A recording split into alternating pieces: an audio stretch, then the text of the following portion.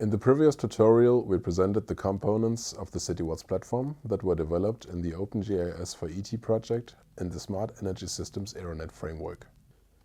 The content on the Citiwatts platform can be divided into default datasets and calculation modules. The default data contain information on heat demand, gross floor areas, and renewable energy potentials. The calculation modules are arranged thematically.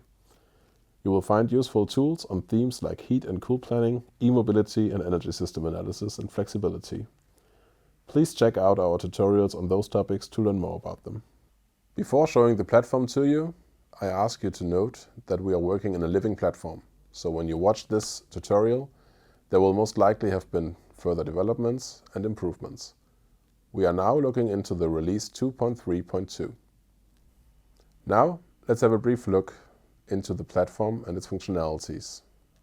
I want to demonstrate you some of the basic features on how to navigate and how to access the platform.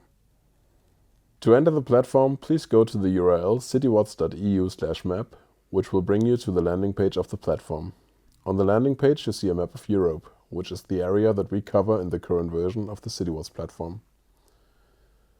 On the right-hand side, you can select the areas you want to make a selection on.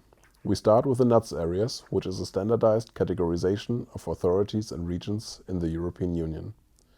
We start off with NUTS 0, which would be the national state, and down to NUTS 3, which would usually be your regional municipality, depending on the member state. In the LAU 2 level, you have the most local authority, typically a municipality. We can also select the hectare level for free selection. Also in the right top corner, you find the user management area. Creating a user will open up more features for you to use, primarily the possibility of uploading and saving selections. On the left-hand side, you gain access to the selection tools, the data layers available, and the calculation modules. If you already know which city you want to investigate, you can also navigate there directly by searching for it in the search bar.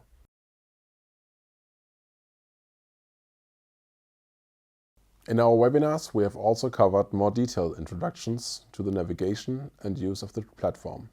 So, if you're interested in learning more on how to navigate in the platform, please refer to the rest of our tutorials or check out the recordings of the webinars, where we dive into more details of the platform directly.